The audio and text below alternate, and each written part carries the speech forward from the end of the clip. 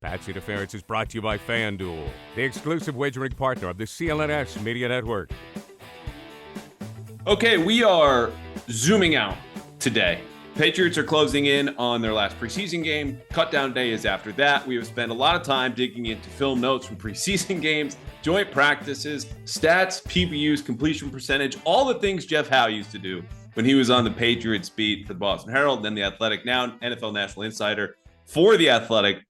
He's going to zoom out today by taking us back in time on his camp tour, really living the dream. I think I'll say it for myself, just going around on buses and planes and trains or Ubers or maybe just half of those things and just visiting with teams, talking to coaches and players around the country for work, and then coming home, which he'll do after visiting Tennessee right now as he's coming back from an undisclosed hotel in Nashville, aka Swole Town. I can't believe I said that for you, but there it is. Curls for the girls. Pecs for the pod. How are you, my man? Great. I hope you cannot smell me through the computer because I just walked out of the gym and a little wardrobe change after a 105-degree practice in Nashville with the Titans. Sorry that, I missed you guys this week, but it's been an awesome summer meeting with, I think, 14 teams and counting and learning just so much about the league. I'm not trying to give you a canned response about something corny about all this access or whatever, but I legitimately am learning a ton just about the way these teams operate, the way that, they feel about going into the season. Of course, it's August still, so everybody's going to go 17-0 and then win the Super Bowl. But, it's so valuable to get a chance to do this. And it's exhausting. I've been exhausted since I arrived at 2 a.m. in Phoenix on, I think, August 1st or 2nd or something like that. But it's been so worth it. Good. Yeah, if you have any more canned responses, we're just going to can this interview because you're not the guy that I have on to just give me boilerplate garbage. I will say, though, for someone who started in Arizona, now in 105-degree heat in Nashville, Jeff, I think the folks on YouTube will agree. I'd expect you to be a little more tan than you are now. Yeah, it's there's just too much Irish in the bloodlines. It's I try. I really do. I pick out the sunny spots in the field, but then sometimes you get pulled under a tent or there's a conversation somewhere under a tree and you're not seizing the moment. I was checking out the pool at the hotel here, which is connected to the gym. I don't know if you heard, I was just at the gym. And the pool is now completely shaded. It's 3:00 in the afternoon and there's no shade. There's no sun at the pool. So I can't. Yeah, no, it's the pool's fault. That's totally understandable. Very cool. All right. Moving on. Here's what we're doing with Jeff, who's very kind enough to spend some time. I've been hyping this visit of ours, this check-in, which we haven't done in a few months for a while. 10 questions, 5 of which are going to pertain to the Patriots and some larger perspective. Again, zooming out, kind of taking a peek ahead to the regular season, understanding we're going to revisit everything Patriots coming up next week, cuts, recap the preseason game, yada, yada. And then 5 questions about his tour. Because like I said, this is what I would love to do every summer is go around and learn as much as you have and travel and talk to players and coaches. In case you forgot, this episode of the Pat's Interference podcast brought to you by FanDuel, the exclusive wagering partner of the CLNS Media Network. Let's lead off with a Patriots/league question. What is the larger view of the Patriots as far as you can tell across the league? And I don't assume this is something that came up every time you're checking in with Sean McVay or Jonathan Gannon or Shane Steichen or whomever. But what over the last few months, let's put it that way. What does the NFL make of the Patriots?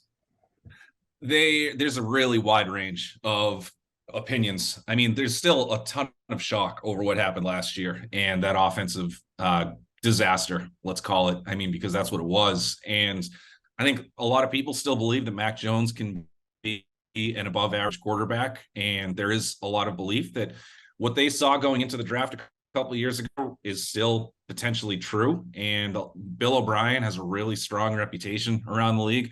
So I think people are expecting things to get a whole lot closer to back on track and maybe exceed some expectations. I think there's a lot of optimism in the defense, but there are questions about the offensive line, the skill players, the depth at running back. Certainly, I think Zeke will obviously help that. But the other part is the way the league views the AFC, you've got the elite, which is the Chiefs, the Bills, and the Bengals. And then there's like the middle class that is legitimately like 10 to 12 teams. And even a team that isn't in the middle class, the Texans, people think they're going to play teams really hard, almost like Detroit did like 2 years ago. Even, they weren't winning, but they were a tough out.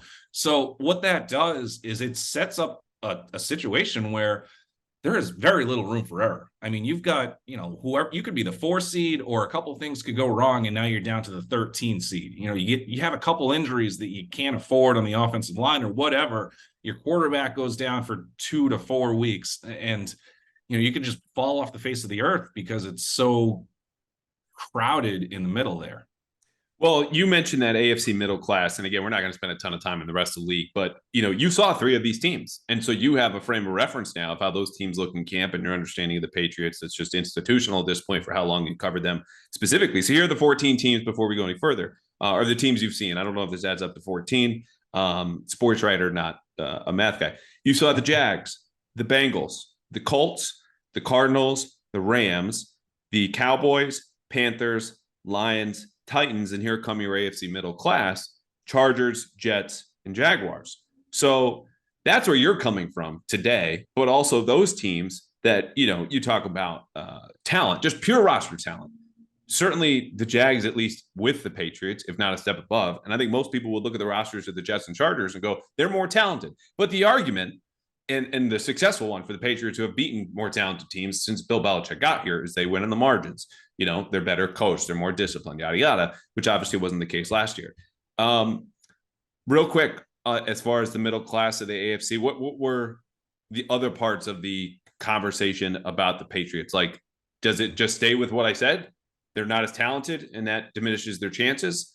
And is there like a downside? Some people think they're going to be 6-11, 7-10.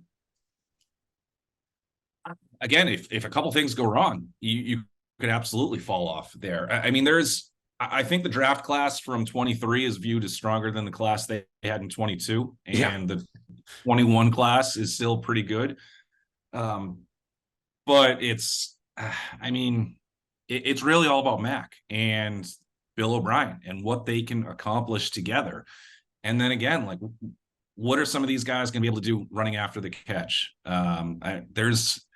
There's some concern there. And Ramondre Stevenson is very highly regarded around the league, but it is shocking that they didn't have any depth until they signed Zeke. I mean, this is a team that, before teams were even going into the 2-back model 15 years ago, the Patriots went 4 and 5 deep, and now they're midway through training camp and they're scrambling in the veteran market. And I think Zeke was a really good signing, and they were very high on him is this moment he walked through the door for that visit. So, that could right some wrongs. And if a couple of those younger guys step up as the third option or whatever, then, you're in better shape than maybe they're getting credit for. It was surprising that it took as long as it did.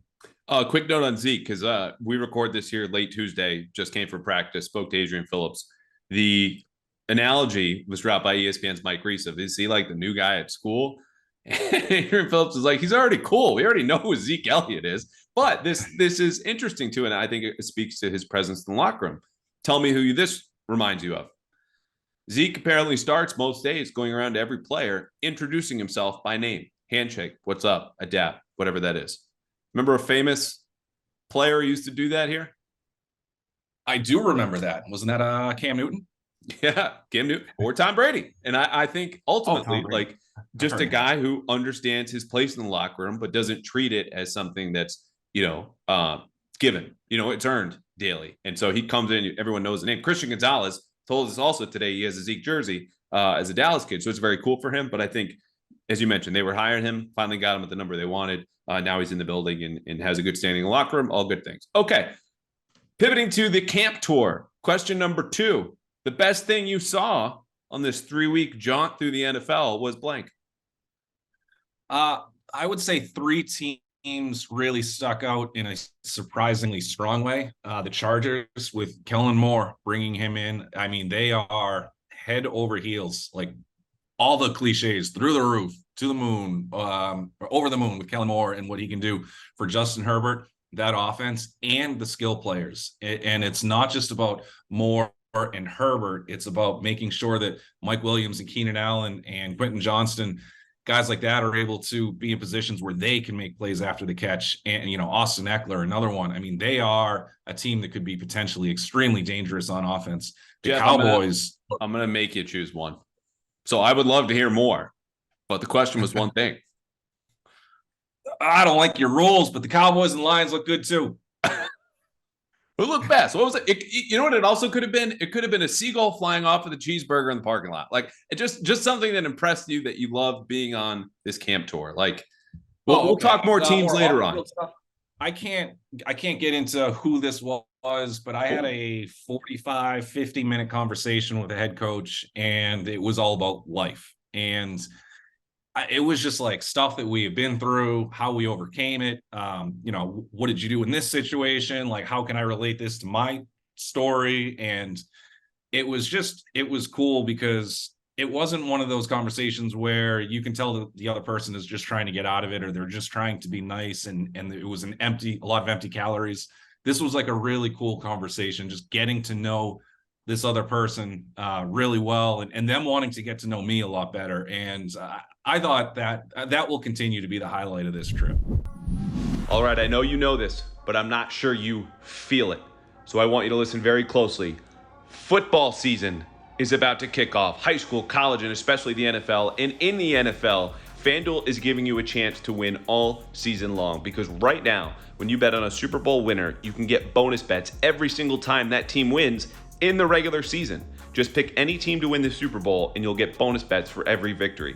You can use these bonus bets on things like spreads, player props, over under, and tons more. New bets, new games, new everything every single week in the NFL at FanDuel. So visit FanDuel.com/Boston and start earning bonus bets with America's #1 sportsbook. That's FanDuel.com/Boston. That's the stuff we wanted. Thank you. Now, of course, the folks, if they're paying attention at home and not driving, can play a guessing game, because we've already listed the teams: Jags, Bengals, Colts, Cardinals, Rams, Chargers, Cowboys, Panthers, Jets, Lions, Titans. Can we say AFC or NFC? No, I'm not doing that. Okay. All right. I don't want to put anybody in a bad spot. I have my thoughts. I bet you do. I love LA. Okay, moving on. Question number 3. What do you expect from Mac this season? You're someone who's done a lot of reporting around Mac. Obviously, you have sources still within the Patriots. I think you understand him and his situation as well, if not better than any reporter outside that building. So going into this year, definitive expectations for him or what? At worst, like a top 15 quarterback. I really expect a big jump. Yeah, I mean, I'm not saying he's going to light the world on fire and, get on that Trevor Lawrence trajectory. Like, let's be realistic, but this is somebody who did play well as a rookie and had a really good offensive coordinator as a rookie. And last year, just nothing went. They did nothing right by him in his second year in the NFL. Now they're doing everything right by him. They're putting a little more talent around him.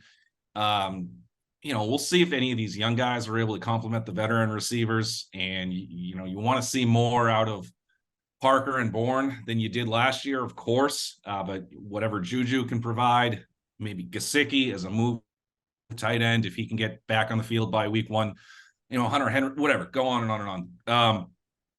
But just having Bill O'Brien there is going to stabilize the offense. It's somebody that Mac has trusted since O'Brien and Mac overlapped for 2 weeks in Tuscaloosa. I've told this story before, but when O'Brien got hired to take over for Sarkisian, Mac was preparing for the draft, and he could have just gone on his way and prepared for the combine and left Tuscaloosa and never looked back. But he wanted to stay back for 2 weeks to work with Bill O'Brien to help teach him the offense. And O'Brien has brought in a lot of Sarkisian tendencies to the Patriots offense. This isn't going to be O'Brien just bringing in the previous Patriots stuff that was run for so long by McDaniels and O'Brien himself. This is a guy who was morphed over the last couple of years as an offensive play caller, and somebody who's been very well respected, again, around the league for the job that he's done as a coach. So I think that's going to help Mac a ton. Well, let's put that into numbers, because you were among the people who were earliest on that. And I think there's, part of it that you could assume, right? Like, oh, hey, Bill O'Brien's coming from Alabama. Mac was at Alabama. They both had a lot of success there. Let's do that stuff. But it's one thing to assume and report definitively, which you did, and it's come to fruition. Numbers like this, according to PFF, the Patriots' preseason RPO rate, just 2 games, but 2 games that have been played, 18%. That is 3rd highest in the NFL. When you include screens, you're going up to about 40% of their passing attempts so far have been screens or RPOs. And when you limit it just to Mac and Zappy snaps, which I think is fair because, again, there's a different dynamic when Malik Cunningham's been in there. Trace McSorley has run RPOs as long as he's been picking up a football basically as a quarterback. But that to me is a huge shift.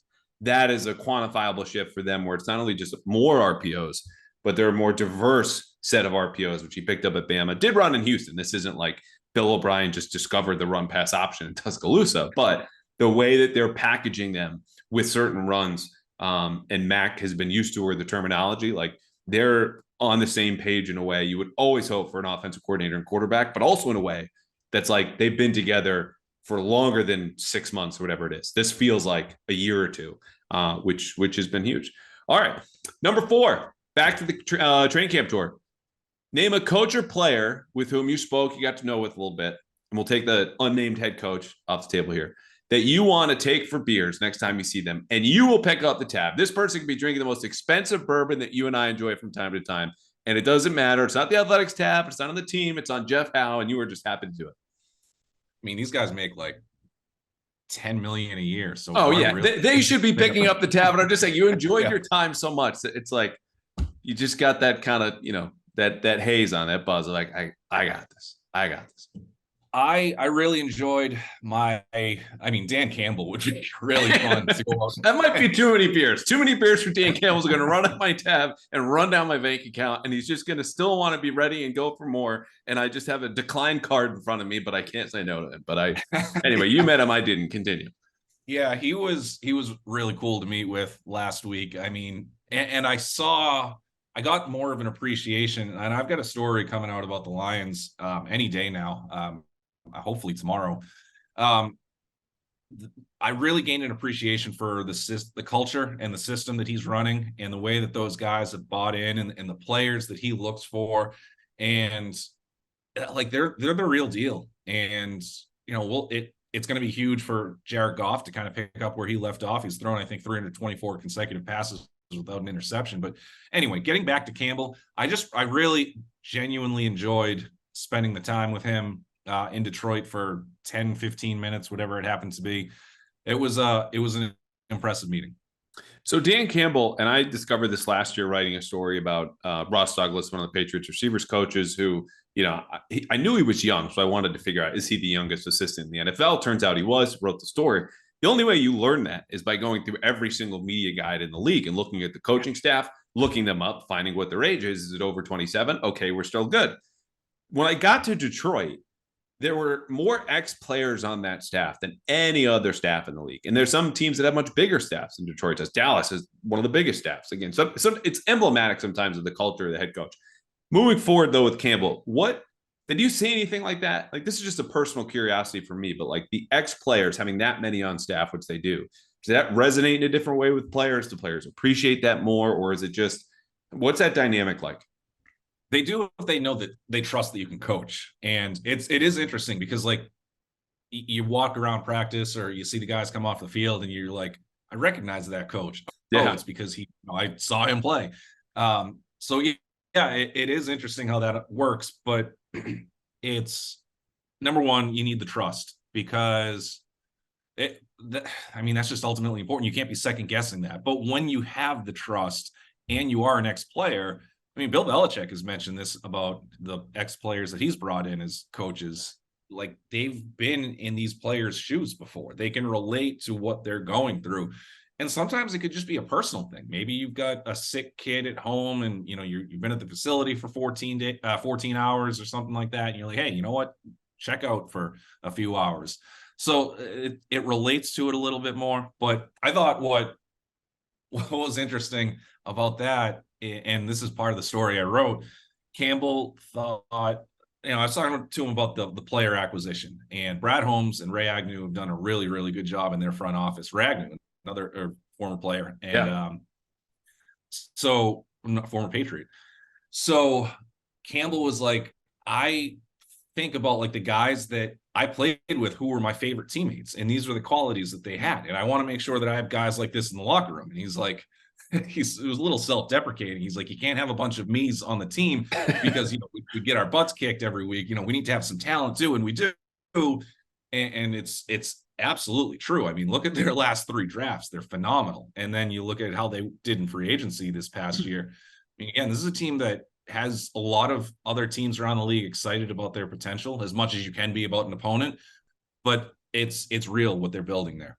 Yeah, a lot of hype for the Lions. Restore the roar. Something else is going on. I was not as high in their draft this year, which does not make me an outlier. A lot of people from a positional value standpoint going Jahmyr Gibbs, which they apparently tried. They leapt the Patriots to take him, thinking the Patriots might do that. I'm glad that the Patriots didn't have an opportunity to do that, because I would have slammed the pick just from a running back standpoint, which, as we all know, if you want to sell a running back going in the first round, don't call him a running back. Call him a weapon. Anyway, enough Lions talk. Number 5 for Jeff Howe. Best case scenario, in your opinion, for the Patriots this season, which could include, as you said, Mac being a top 15 quarterback. What does that look like as a team? Best case scenario, I don't anticipate they win the division. I think something huge would have to happen in Buffalo for, they would have to fall off considerably. And then the Patriots would have to just, you talk about situational football that they failed in a lot of ways last year. Bad penalties, turnovers, special teams mistakes.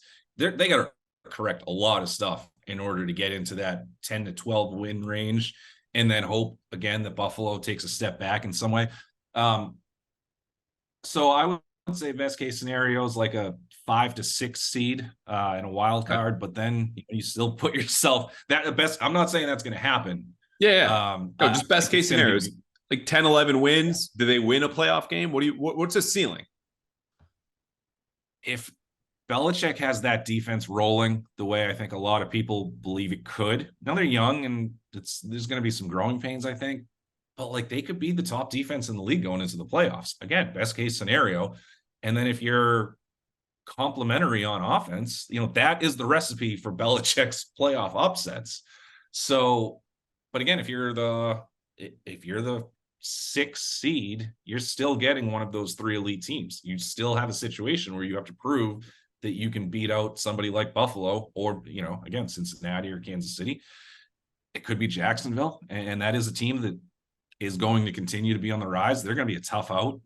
So no. Yeah, I mean, I think it's still going to be tough for the Patriots to get into the playoffs, but if a lot of things go right and they stay healthy and that defense plays well enough, then maybe, but there's a lot of ifs there. There's a lot of ifs, Jeff. I just came from talking to Bill. I want straight answers out of you. So just best case scenario. Okay, like this is the ceiling, because again, the schedule's difficult. 7.5 win total according to Vegas. 11-6, and they pull an upset in the first round, and that's it. Does that sound best case scenario, or is that too optimistic for you? That would be mine. Yeah, I mean, if they can maybe get Jacksonville in the first round and maybe beat that, for the Ravens or the Steelers, like there's always teams that surprise us, as much as we get so certain and rooted in these predictions and blah, blah, blah. But like, that's the beauty of the league, right? Like, I don't disagree with what you're saying. Like, it's Buffalo, Kansas City, Cincinnati for now, everybody else. But the everybody else's a year ago were Cincinnati, right? And Jacksonville wasn't even close, and then makes the leap that they do. So maybe it's something. Yeah, but a year ago, everybody was talking about Jacksonville the way that I think we have just been talking about Detroit similarly. I think the 2 goals the Patriots need to have, and it could be something that is coming to fruition this year. And this is something that I harped on after that playoff loss in Buffalo 2 years ago. You got to get your defense faster to a point where you can keep up with the Bills' offense, and you've got to get Mac Jones right. If they leave this season at 9-8 and they miss the playoffs, but Mac Jones really looks like he is on track to be the real deal, and this defense is much faster and they play at a high level and they look like somebody that can give Buffalo and Miami and maybe Aaron Rodgers and the Jets fits for the next few years, then I think that was a successful season, because I think you got to be realistic with these expectations. So no. I wanted 2 numbers and a yes or no, and I got none of that. Get what you get, and you don't get upset. All right. Jeff says 10-7, probably not, but maybe if maybe playoff win. Okay. Number 6, back to your camp tour. Best travel story. There's always something that comes up. You and I could go for a whole other podcast on our shared travel stories in the Patriots beat for 3 or 4 years. One night in Buffalo will not be brought up on that theoretical podcast. But this could be a restaurant, a meal you had, a crazy passenger on a plane, whatever it is, your best travel story or a good one off the top of your head. Oh, man. There was the fart plane. Like, we were flying from LAX to Vegas late night, like really late. And I think it was the guy sitting across the aisle from me. Like, somebody they didn't go more than, thank goodness it was like a 45-minute flight. They farted the entire time. It was like, there were 3 times when I wanted to get up and be like, whoever's farting, can you please just stop? It stunk so bad. I tweeted about it. And well, let's run down the suspects. We're only going to do 2-3 minutes on this. So if people want to fast forward and miss the fart investigation, go ahead. But you're going to miss out on some content that I think Toucher and Rich do, like a fart court. I haven't listened to that in I don't know how long, but tell me, why was it the middle guy?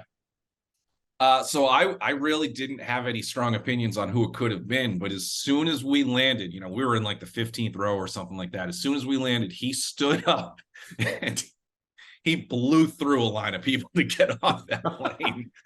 So I don't know if it was just somebody who didn't care that they had to fart, or maybe there was something brewing there, and they had to take care of business. But it wasn't good. On a much better note, last one. I stayed awake. Huh? Any secondary suspects, or was it just the guy who left like a cartoon trail behind him as he's zipping off? Okay, so I would say the 15 people around me were all secondary suspects, but he was the only one that I had my suspicions on. You said, yeah. But then when I got to Vegas, I stayed away from the Strip because I knew where I was at. At that point, I was in my final week of that 18-day leg that I started things off. And I'm like, well, if I'm on the Strip, I'm gonna have to at least walk it. So I stayed at like this really nice resort north of Vegas, and I am going to stay there every time I go back because the place was great. Well, do you want to drop the name of the resort for the people who like to go to Vegas? It was the JW Resort and Spa in Summerlin. JW. See, that was a short, easy answer. 2 letters. All I wanted was 2 numbers in the last segment. Sorry, I'm going backwards, and we're insisting on moving forward the season with everything Patriots in our next question. I'm only here to drive you crazy. Yeah, we're doing an okay job. And the Patriots will be in Vegas. So if anyone going to that game, check out the JW. Question number 7. Worst case scenario for the Patriots. Obviously, injuries play a factor. Matt gets hurt. Things stink. No one's wishing this upon them. It's just what is the range for this season? I think we settled on 10-7. Probably not a playoff win. The bottom of that range looks like what? Yeah, Mac doesn't improve, doesn't show you that he's the quarterback of the future. And then you go into next year's draft. Worst case scenario is you win like 6 games. Mac doesn't play well. You're in a spot where you're drafting like 7th. So you have no shot at Caleb Williams or Drake May. And then you have to figure out what in the world you're going to do with the quarterback position. And not only that, what's Bill? Is he like 19, I think, wins shy of the all-time wins record, Shula's record there?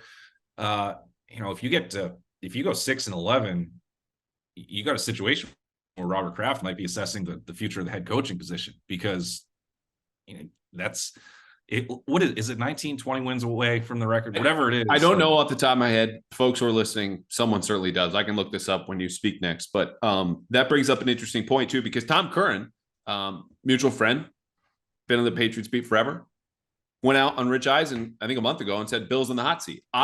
From conversations I've had, only get to warm, but the fact the greatest coach of all time is on a warm seat. Makes sense when you're 25 and 26, haven't won a playoff game in 4 years, but I couldn't get to hot. Where are you on that kind of scale? I've written this plenty of times over the last, 18 months. And again, last year when they were off to a slow start, I think were they like 2-4 maybe or something like that.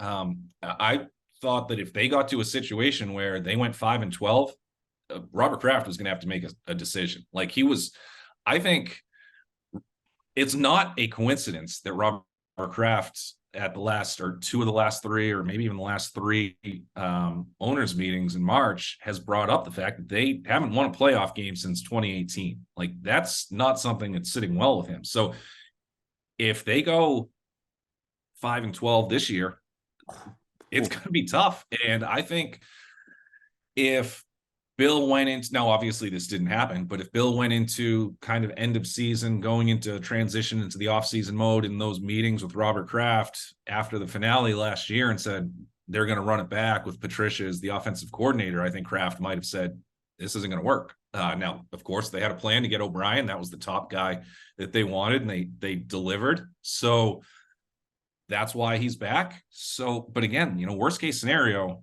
5-6 wins. And that means you have to, if you win 5 or 6 games, that means Mac Jones didn't play well enough, right? I mean, realistically, unless you're just ravaged by injuries on defense or the offensive line. So then you have to assess your future quarterback and head coach. And that's not a spot anybody wants to be in, especially when you were not high enough in the draft to get a franchise caliber player and people like us are assuming that there are 2 of them.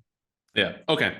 Let's not bum the people out. I think for low worst case scenario for the Patriots, it would have to be real hard luck 6-11. But like, again, this is the NFL. I can't be, talking about other people being so certain about what teams are going to be good and what teams aren't going to be good, and then do the same myself and not be open to some more outcomes here for the team. I think 6-11 is my floor. I think 11-6 is the ceiling. But either way, however you feel about the Patriots, I would urge you to visit FanDuel and put your money where your mouth is, because football season is about to kick off, as we all know, and FanDuel is still giving you the chance to win all season long. And right now, when you pick a Super Bowl winner, you will get a bonus bet every single time that team wins in the regular season. Again, just pick any team to win the Super Bowl, literally any team, and you will get a bonus bet every time that they win a game. You could use these bonus bets on spreads or player props, over-unders, and lots more. Just visit FanDuel.com/Boston. It's right in my page on Spotify and Apple. And you can start earning bonus bets with America's #1 sportsbook. That's FanDuel.com/Boston. Must be 20 or older and present in Massachusetts. First online real money wager only. $10 deposit is required. Your refund is issued as a non-withdrawable bonus bet that expires in 7 days. Restrictions to apply. Max bonus $50 unless specified otherwise. See terms right now at FanDuel.com/sportsbook. Hope is here. Gambling helpline MA.org or call 800-327-5050 for 24/7 support. Play it smart from the start at GameSenseMA.com or call 1-800-JAM-1234. All right, number 8. What camp that you saw? Again, we're talking 12, 14 teams. Talk to other people from the Dolphins as well. They're probably not going to be an answer here. Just a little confusing. Like, you were there, you visited, you saw them up close, you talked to different players, and you just weren't as sure about what to make of them or what's coming next. And it could be a good way, it could be a bad way, it could be both.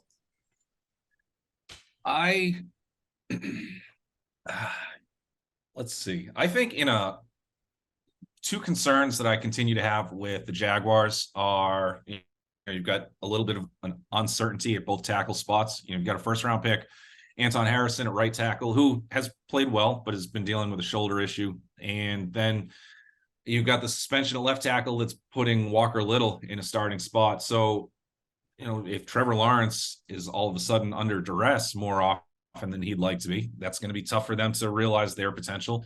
And then the reason why they lost last year, aside from some ill-timed turnovers in the final 6 minutes in Kansas City, they couldn't get to Patrick Mahomes, even though he was playing on one leg. And they're really banking on their young pass rushers to take a step forward with Josh Allen and Trayvon Walker. So that's kind of a concern, because those are 2 really, really important areas in order to be, what's Jacksonville's ceiling? Like, they're a team that could get to the conference championship, but it's going to be tough to do it if you're not going to win in the trenches. So that's my concern there. I guess in a positive way, look, I'm not going to sit here and tell you the Cardinals are going to win 6 or 7 or 8 games or anything like that.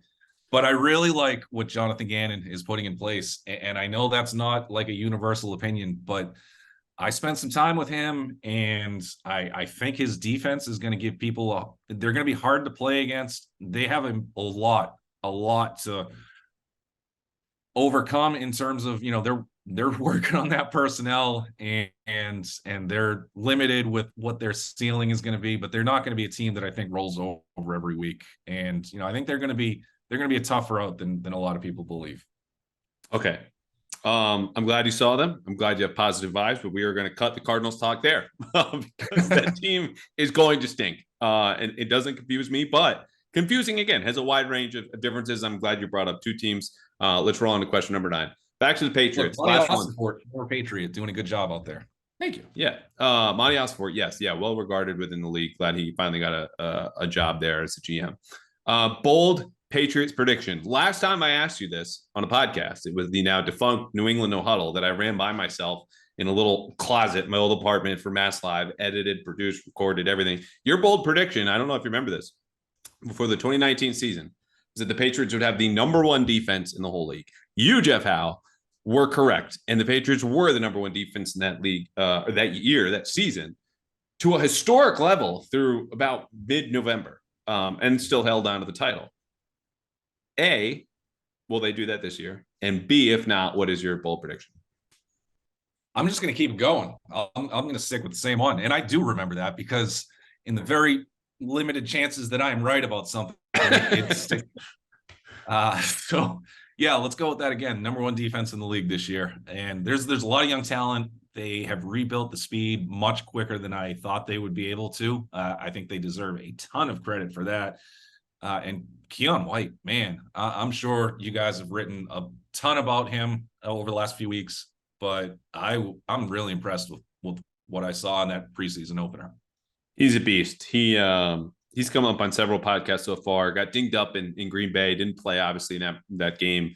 Left practice early today. Again, recording on a Tuesday, likely much earlier than by the time you listen to this. Keep an eye on it. But he's someone who is, you want to kind of keep in bubble wrap anyway. Maybe not to the degree we saw for Trent Brown or Ramondre Stevens, who just got to kick back, start a training camp, Matt Judon for contract-related reasons. But he's in there. He's repping with the top defense on and off. Like that, he's going to be a guy. All right, last question. Just 2 or 3, flashbulb memories from this whole trip. Again, you go through basically half the league and talking with people and traveling and seeing players up close, practices and scrimmages, I'm sure, and some preseason stuff. Like when you tell this story and people ask in your neighborhood, like, oh, what were some 2 or 3 things that you saw that we haven't covered yet? What are you going to say? I was meeting with a GM very early one morning. I had just gotten into town very late the night before. I looked like a zombie walking into his office. He asked me how I was doing. I said I was tired, and he looked so disappointed in me. And I told him why I was tired, and then he was just kind of nodding, and I asked him how he was doing, and he said, well, I'm not tired. So it was like, congratulations. That must be fantastic. It was cool getting down to Kentucky to see Liam Cohen and the job that he's doing with that offense. That's got some NFL ties. So I was able to pull that one off. He's somebody that I've known for quite a long time. We go back to UMass together. So, just a chance to catch up with him, talk football, talk about, personal stuff, but what they have going on with Devin Leary. I think he's a quarterback prospect that a lot of people are going to start to put on the radar. And then, I once had a friend tell me that Chipotle was kind of good for you. And I'm really putting that to the test. I've eaten Chipotle. We're getting close to 15 times. Wow.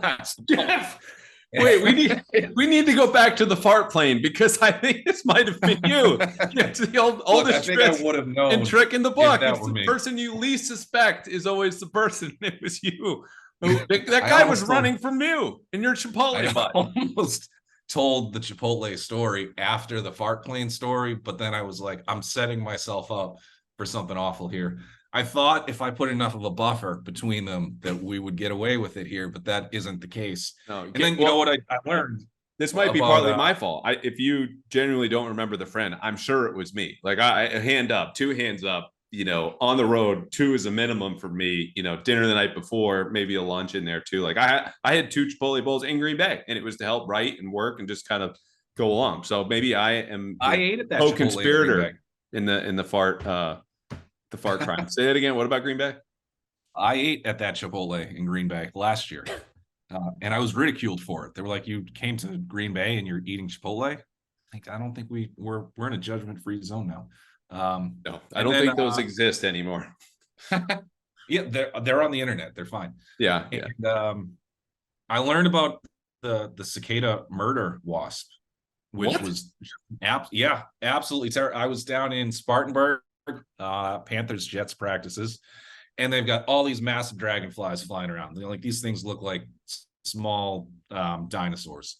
So I'm just sort of casually sitting there, and another one, what I thought was a dragonfly, had just basically landed right by my foot. And I kind of just looked down and I'm like, oh my goodness, that is not a dragonfly. That is absolutely a wasp.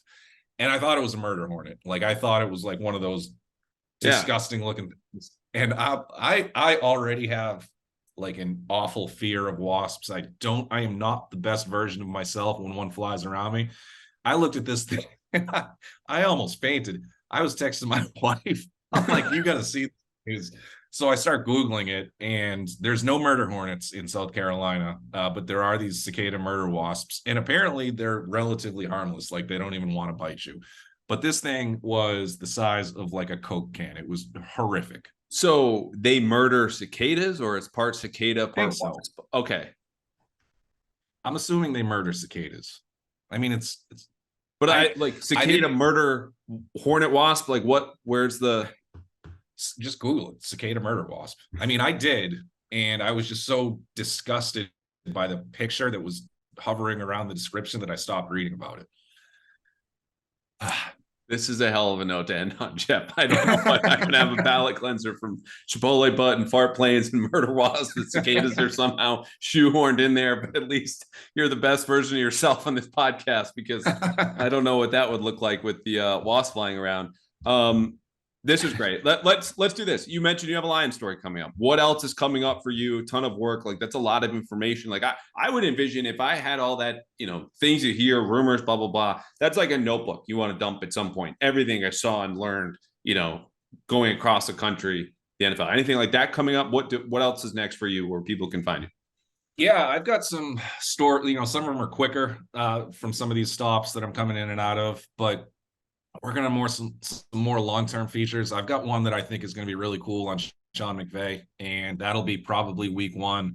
One on Frank Smith, the Dolphins offensive coordinator, probably looking at about week one on that one.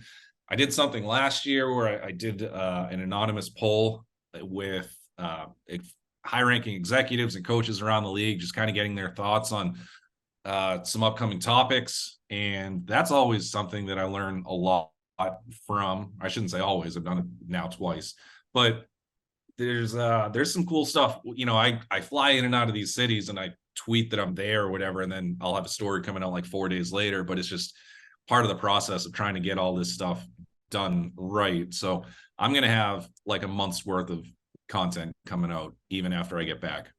Awesome. Well, I can't wait to read it. You're home soon from Tennessee. Wish we could have had beers and done this live, as I may or may not have teased on prior episodes, but that's what it is. Jeff Howe, The Athletic. Read him, watch him. Do not sit near him on an airplane. Appreciate you taking the time. Wasn't me, man. Wasn't me. It wasn't me.